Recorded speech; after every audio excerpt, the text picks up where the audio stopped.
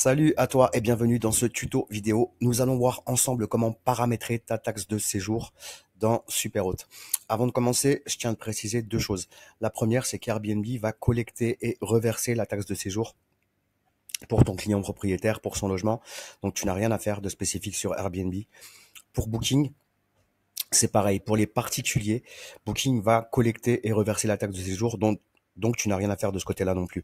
En tant que professionnel, c'est différent. Sur Booking, tu vas devoir toi-même collecter la taxe de séjour et t'occuper, ou ton propriétaire, pardon, va devoir s'occuper de reverser la taxe de séjour à la municipalité. Donc, il est important de comprendre que la taxe de séjour que tu vas paramétrer dans Superhôte concerne uniquement les réservations en direct, puisque dans la plus grande partie des cas, Airbnb et Booking font le nécessaire au niveau de cette taxe de séjour. Donc, pour paramétrer ta taxe de séjour pour les réservations en direct dans Superhôte, tu vas devoir paramétrer le montant de ta taxe de séjour dans chacun de tes hébergements. Donc, je vais prendre l'exemple d'un logement en France, idéalement. Allez, on va prendre celui-ci.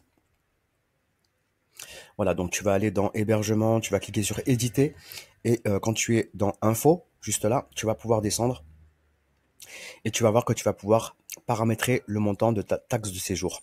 Alors, ce qu'il faut savoir, c'est que en France, au niveau de la taxe de séjour, la règle n'est pas la même si ton logement est classé meublé de tourisme ou si il n'est pas classé. En gros, s'il n'est pas classé, en général, le montant de ta taxe de séjour va correspondre à un pourcentage du montant de la nuitée sans dépasser un certain montant. Je te donne l'exemple. Ici, par exemple, on a un logement qui est non classé. Concrètement, le montant de la taxe de séjour pour ce logement non classé dans la ville de Perpignan est de 5,24% du montant de la nuitée, sans dépasser 3,93 €. Donc, comment paramétrer ça? Concrètement, dans la mesure où il s'agit d'une taxe de séjour pour un logement qui n'est pas classé, donc on va bien sélectionner pour le type de taxe de séjour pourcentage. Tu vas indiquer le pourcentage du montant de l'annuité dans la partie taxe en pourcentage et tu vas indiquer le montant maximal de la taxe de séjour dans montant maximal taxe de séjour, juste là. Voilà, donc ça permettra de bien paramétrer les choses pour que lors des réservations directes, le bon montant de la taxe de séjour soit prélevé au moment du paiement sur la réservation.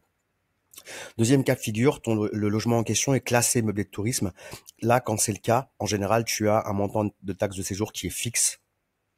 Donc à titre indicatif, selon les villes, ça change, mais ça peut être, je sais pas, par exemple 4 € pour un logement classé en 4 étoiles, 3 € pour un 3 étoiles, 2 € pour un 2 étoiles. Bon là, je te donne vraiment des titres indicatifs.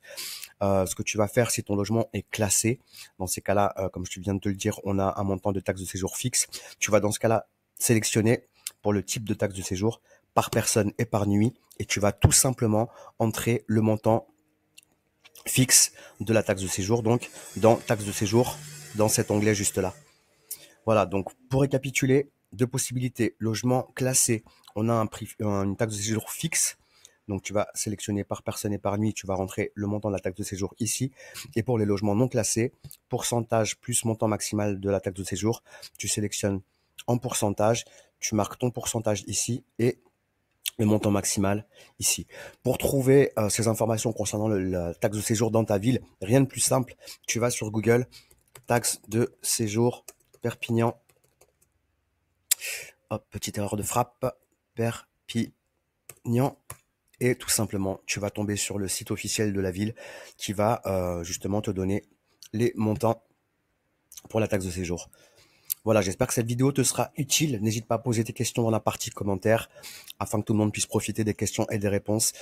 Je te souhaite encore plein de succès pour ton activité. Je te dis à très bientôt sur un autre tuto. Ciao, ciao.